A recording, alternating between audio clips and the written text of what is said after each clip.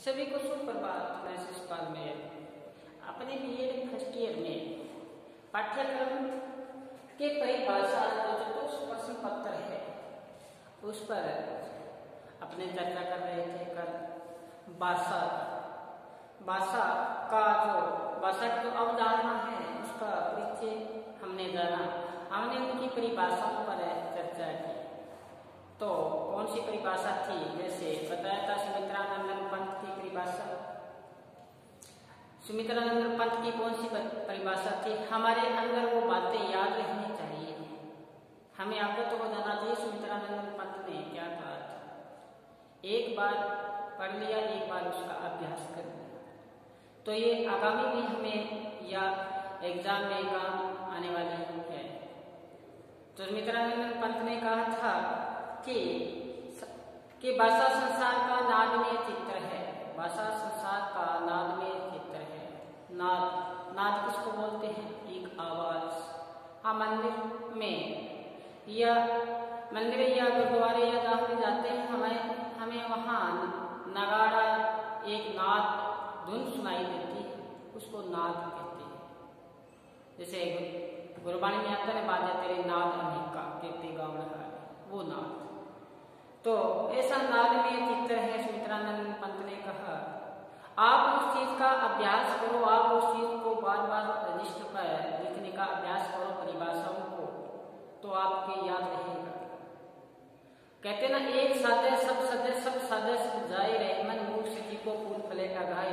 एक वस्तु को करो फिर आगे दूसरी वस्तु करो, अचानक काम नहीं होगा, अचानक कोई काम नहीं हो पाता। हमें पहले एक काम को धीरे ही सही लेकिन लगे रहो। हम लगे रहते हैं तो एक न एक दिन हम मंजिल पर पहुंच ही जाते हैं। तो सुमित्रानंद पंत की जो परिभाषा थी, क्या कहा था सुमित्रानंद पंत ने कि भाषा एक संसार का नादमय चित्र है और ध्वनियों का स्वरूप है। ध्वनियों का स्वरूप है हृदय तंत्र की, संसार के हृदय तंत्र की वो झुंकार है। फिर बताया था जिसके स्वर में क्या होती है? अभिव्यक्ति होती है। इसके बाद में काव्यदर्श के अनुसार काव्यदर्श में बताया था कि अगर भाषा नहीं होती तो संसार में तीन लोक में क्या छा जाता? अंधकार छा जाता। अंधकार में हो जाता यदि शब्द रूपी ज्योति का प्रकाश नहीं होता। ये भाषा ही है जो हमें शीतलता प्रदान करती है। कहते ना ऐसी बानी बोलिए मन का आपा खोए और उनको शीतल करे, आप ही शीतल होए। तो भाषा ही है। ये सीताराम चतुर्वेदी ने कहा था। सीताराम चतुर्वेदी की पंक्ति आई थी कि जो भाषा के आविर्भाव से मानव संसार गूंगे की विराट बस्ती होने से बच गया। अगर भाषा का विकास नहीं होता तो गूंगे होते। फिर हमारी जो हमारे भाव है, भाव से उपजे हुए हमारी भाषा है, कौन समझ पाता? सब गूंगे होते थे। वही बात यहाँ पे है। सीताराम चतुर्वेदी ने कहा भाषा का आविर्भाव। हम पढ़ रहे हैं हिंदी, तो आपको हिंदी का कहीं अध्ययन होना चाहिए। आविर्भाव का आपसे पूछ ले विलोम शब्द क्या होगा, तो क्या होगा बताओ? ध्यान रहना चाहिए, हमें लगे रहना चाहिए। हमें बैठे हैं समय, जैसे ही हमारे पास समय मिला हमने युगम शब्द पढ़ लिए, हमने व्यावहारिक शब्द पढ़ लिए, एक एक शब्द युगम, कभी मुहावरे पढ़ लिए, कभी कुछ पढ़ लिए। लगे रहो, इस मन को सार्थक कार्य में लगाए रखो।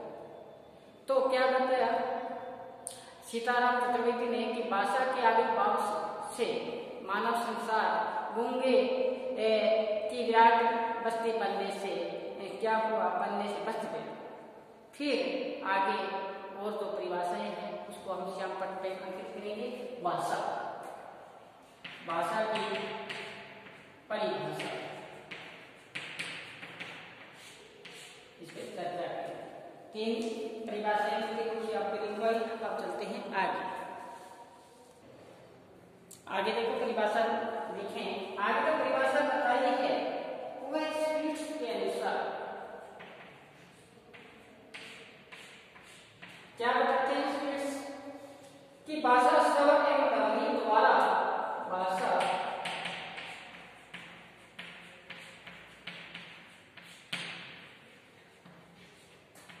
ध्वनि द्वारा भाषा स्वर एवं ध्वनि द्वारा विचारों का अभिकरण है। विचारों का अभिकरण है या अभिव्यक्ति है। क्या है? अभिकरण है, अभिव्यक्तिकरण है, सॉरी, अभिव्यक्तिकरण है।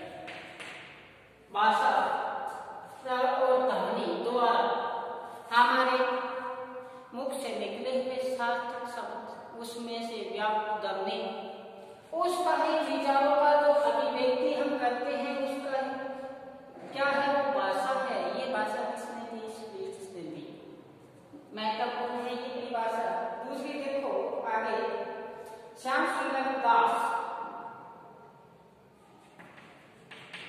श्याम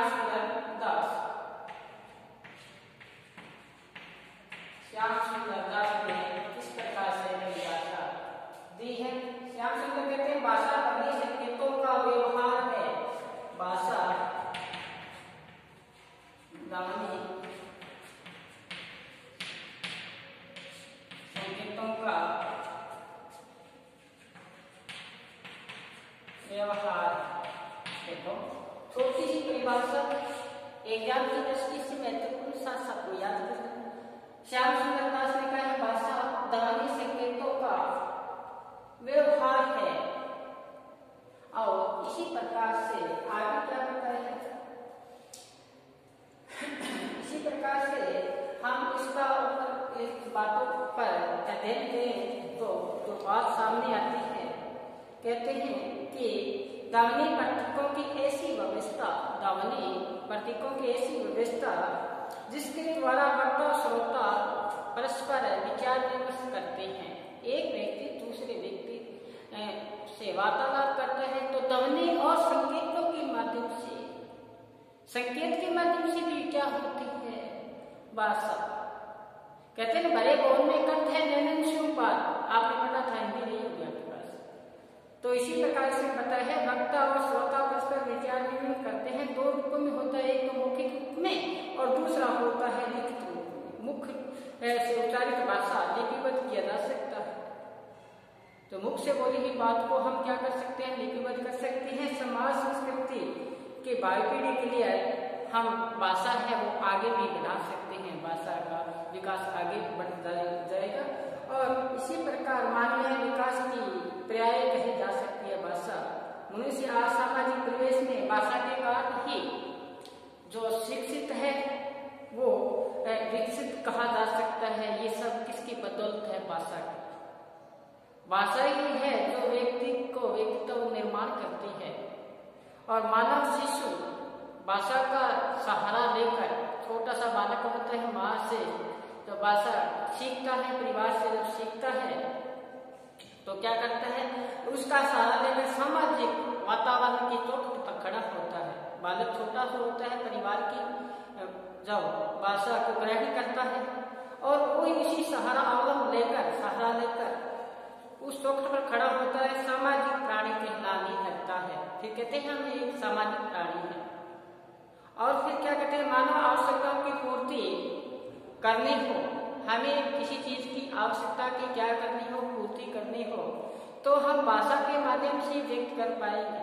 हमें प्यास लगी है, हम कहें हाय पानी, तो विचार है दूसरे को अवगत हुआ तो उसको पता चला कि इसको किसकी जरूरत है? पानी की। प्यास लगी है तो तुरंत पानी मिल जाएगा। ये भाषा की ही क्या हुई? बदौलत हुई। तो इसी प्रकार विचारों की जो अभिव्यक्ति है वो हमें ज्ञानावर्धन भाषा निर्भर करता है। इसी प्रकार जीवन में बहुआयामी विकास और प्रगति के लिए भाषा बहुत महत्वपूर्ण है और प्रतिदिन विकसित स्वरूप में हमें भाषा का ज्ञान होता है। आगे क्या कहते हैं? भाषा ने ही समाज को गहन अंधकार से डूबने से बचा लिया। अगर भाषा नहीं होती तो हम जैसे परिभाषा आई थी, अगर भाषा नहीं हो तो 3 लोक में क्या छा जाता? अंधकार छा जाता। तो तीन लोक में क्या छा जाता, अंधकार छा जाता। यही बात यहाँ बताई है कि तीन लोक में जो अंधकार छा जाता, ये परिभाषा किसने दी थी, तो काव्यदर्श के शब्दों के अनुसार थी। इस प्रकार यहाँ बताया है मानव सभ्यता के विकास में भाषा बड़ी शक्ति है, भाषा की बड़ी शक्ति है, मानव का जो विकास हुआ है। अब आगे क्या बताया सर, यदि मानव के पास भाषा की शक्ति नहीं होती तो मानव सामाजिक, आर्थिक और राजनीतिक की उन्नति की कल्पना ही नहीं कर सकता। हमारे पास अगर भाषा उपलब्ध नहीं होती तो जैसे ये काव्यदर्श में बताया था कि तीन लोक में अंधकार छा जाता, तो न तो हमारी सामाजिक उन्नति होती, न हमारी बताया है कि आर्थिक, राजनीतिक किसी प्रकार की हमारी उन्नति नहीं हो पाती अगर हमारे पास भाषा नहीं होती। तो इसी उन्नति है, मनुष्य पशुता से पृथक करती है। देखो कितनी बड़ी बात है, हम अन्य से भिन्न कैसे हैं, ये भाषा की ही तो है बात कि हम अपने विचार दूसरे विचार को अवगत करवा देते हैं, वो बात उस बात को क्या है भले बात समझ जाता है। इसलिए हमें ये पशुता से अलग करती है। अन्य जानवर है, ये सदैव आपको पता है सदैव बुद्धि ही राज करती आई है। कितना ही बड़ा जानवर सामने से आ रहा हो और हमारे पास अगर बुद्धि है तो उसे छुटकारा पा सकते हैं। और यही बात है कि पशु बल से हमारा जो बल है बुद्धि का, वो क्या है, तेज है। तो इसी प्रकार हमें ये बताता है कि ये जो मनुष्य भाषा है मनुष्य को पशुता से अलग करती है। भाषा मनुष्य के मन को भाव प्रकट करते हैं। हमारे मन में जो भाव प्रकट हुए, जो उच्च विचार हुए, जैसे मैंने कहा कि ऐसी वाली बोलिए मन का आपा कोई और को शीतल करे आपे शीतल। हमारे भाव जब दूसरों तक पहुंचते हैं, ऐसा जो स्नेह रूपी जो हमारी भाषा है वो आगे पहुंचती है तो भाव हमारा प्रकट होता है। क्षेत्र, प्रांत, राष्ट्र संबंध है वो स्थापित हो जाते हैं हमारे दूसरे के साथ। कहीं हो हम अपने आप को समायोजित कर लेते, क्यों करते हैं, ये भाषा के माध्यम से कर पाते हैं। और ये राष्ट्र स्थापित हो जाते हैं। भाषा क्षेत्रीय आधार पर सांस्कृतिक, सामाजिक भिन्नता, राजनीतिक भिन्नता के दर्शन होते हैं। भारतवर्ष में उत्तर से दक्षिण तथा दक्षिण से पूर्व क्षेत्र में अनेक भाषाएं प्रचलित है। यही बात यहाँ बताई है। आगे भाषा का महत्व, भाषा का महत्व,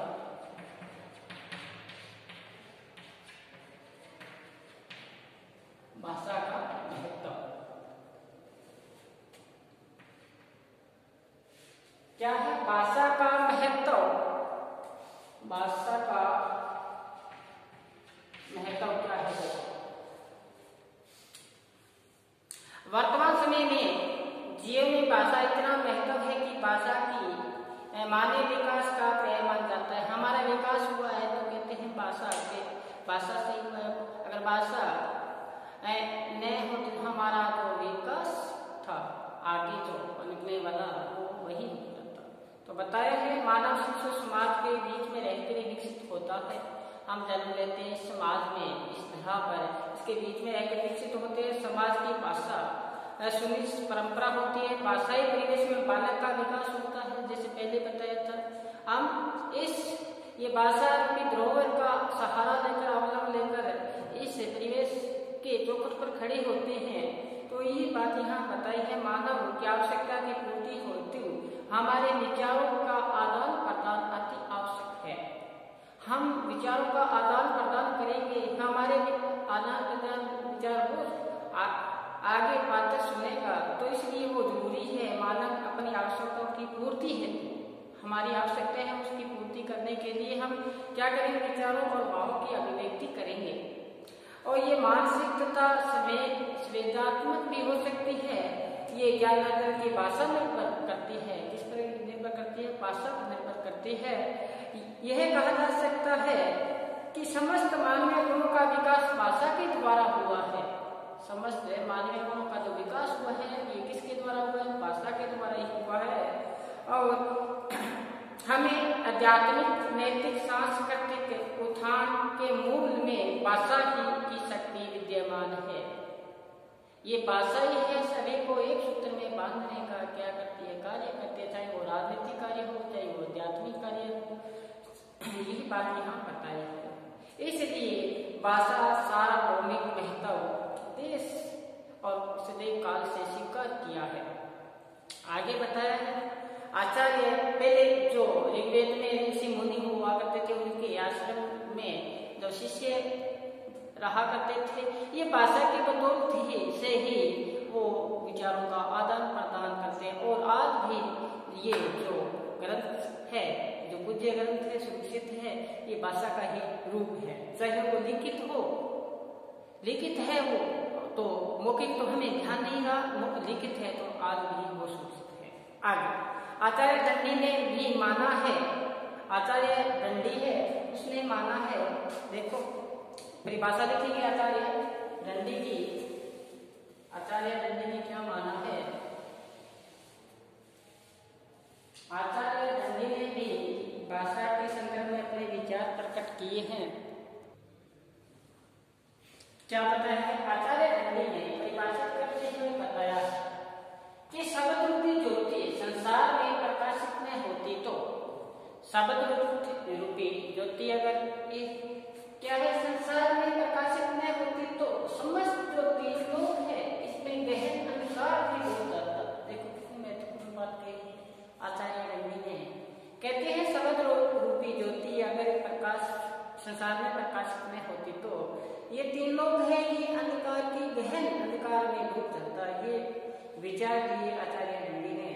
इसी प्रकार आगे दंडी ने दिए ब्लूमफील्ड ने विचार कहा, लेकिन भाषा नहीं है, वह दृश्य संकेतों को अंकित करने का साधन है मात्र है। इसी प्रकार रॉबर्ट लेगो ने भी भाषा के महत्ता को स्वीकार करते हुए कहा है, क्या कहा है, भाषा गहन संबंध मानव की अनुभूतियों एवं क्रियाओं से है। हम किसी को अनुभूति जानना है किसी तो ये किसके माध्यम से होगा, भाषा के माध्यम से होगा। तो कहते हैं भाषा का गहन संबंध मानव की अनुभूतियां तथा क्रियाओं से है और उनका प्रयोग प्रत्येक व्यक्ति कार्य चाहे वो पूजा अथवा खेल में करता है, चाहे वह भिखारी हो, चाहे पूंजीपति हो, चाहे वह जंगली हो, चाहे वो सभ्य हो। तो इस प्रकार मानव जीवन का भाषा का बहुत अधिक महत्व है। भाषा के इस महत्व को विभिन्न प्रकार से हम देख रहे हैं और आगे देख सकते हैं। तो कवि ने आगे बताया है राष्ट्रीय महत्व, भाषा का जो महत्व है, भाषा का महत्व,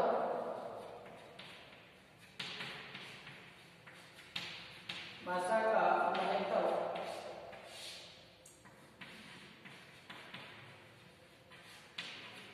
राष्ट्रीय महत्व देखते हैं। राष्ट्रीय महत्व में क्या बताया है, देखो कि किसी भी समाज में अच्छी बुरी बातों का समावेश होता है। समाज है उसमें अच्छे भी रहते हैं और बुरे भी रहते हैं। बांति बांति के लोग कहते हैं ना, तुलसीदास जी का तुलसिया संसार में बांति बांति के लोग ही मिलकर सोताली नदी नाव समझो। हमें तो क्या करते हैं, अच्छे बुरे उठाने साथ साथ को वही होता दे उठाए। हमें अच्छी अच्छी बातों को ग्रहण करना है, बुरी बात को छोड़ देना है। एक जगह आपको एक बात कहूँ कि हमें इस संसार में आए हैं, ये शब्द रूपी ज्योति सभी में प्रकाशमान है। हमें अच्छी अच्छी बातों को ग्रहण करना है और बुरी बातों को छोड़ देना है। जैसे कहते ना, साथ साथ को व्यहित होता दे उड़ाए। पहले अभी घरों में जो गेहूं को साफ किया जाता है, जिस पात्र का काम में लेते हैं, जिस पात्र को वो क्या करते हैं, छोटी चीज को आगे फेंक देते हैं और बाहरी चीज को पास में कर देते हैं। इसी प्रकार एक पंक्ति आती है गुरबाणी में, उसमें कहा है कि अवगुण छोड़ गुणा को धो कर अवगुण पछताई जियो। अवगुण को छोड़ देना है, गुणों को ग्रहण करना है। अवगुण छोड़ गुणा को धो, गुणों की तरफ दौड़ो कर अवगुण पछताई जियो। अवगुण अगर मन में अगर आप अवगुण कर दिया तो मन में पश्चाताप करो, दूर हो जाएगा। ये बात यहाँ भाषा का जो राष्ट्रीय महत्व है, तो इसमें बताया है कि समाज में अच्छी बुरी बातों का समावेश होता ही है। विघट का जो ऐसे भी तत्व आए थे संसार में, जो क्या जिसने सदैव ही क्या आक्रामक दिखाए थे, जाति पाति राज्य को बंटवारा भी किया था, जातियों में बंटवारा हुआ था। और इस उन्माद की स्थिति में शांति व्यवस्था को जनता बिगाड़ बैठती है। ईर्षा, द्वेष, घृणा ये वृत्तियां जन्म दे देती है। जब ऐसा जब संसार में ऐसी व्याप्त क्या ये विपदा आ जाए, असामाजिक तत्व जब आ जाए, ऐसी घृणा पैदा कर दे तो हमारे ऐसा आता है, तो फिर इसको बांधने का प्रयत्न कौन करती है? भाषा ही तो करती है। भाषा के माध्यम से हम फिर क्या होते हैं? ऐसे तो होते हैं। जब ऐसी सभी में ऐसा हो जाए, वातावरण ऐसा दूषित हो जाए, ऐसा द्वेष फैल जाए और तब जाके उन्माद हो जाए, दंगा फसाद करा देते हैं। इसी स्थिति में भाषा रास्ते में तब हमारी सहायता करता है। भारतीय विद्वानों के अनुसार संस्कृति सभी आर्य भाषाओं की क्या है? जननी है। संस्कृति है ये हमारी आर्य भाषाओं की जननी है। अन्य भाषाएं संस्कृत भाषा की क्या सदैव ऋणी मानी गई है। और संस्कृत की जो हमारी राष्ट्रीय भाषा है, संस्कृत जो हमारी राष्ट्रीय भाषा है, आगे बताए विघटनकारी तत्व आए, एकता की याद दिलाती है। भाषा में विघटनकारी विश्व को बोलने की भारतीय राष्ट्रीय का पाठ पढ़ाती है। ये संस्कृत है, एकता के सूत्र में बांधने का प्रयास करती है। इसी प्रकार हमारे जो भाव है वो इस भाषा के माध्यम से प्रकट हो पाते हैं। तो इसका महत्व है वो क्या है? राष्ट्रीय महत्व है, राष्ट्रीय महत्व है। तो आगे क्या होता है कि भाषा को लेकर झगड़ने वाले लोग शांत कर देते हैं, लोग शोक की बात सोचने लगते हैं। भाषा का महत्व यही तो महत्व है भाषा का, कि लोग जब ये द्वेष छोड़कर आपस में प्रेम करना लगते हैं, भाषा का ये राष्ट्रीय महत्व है।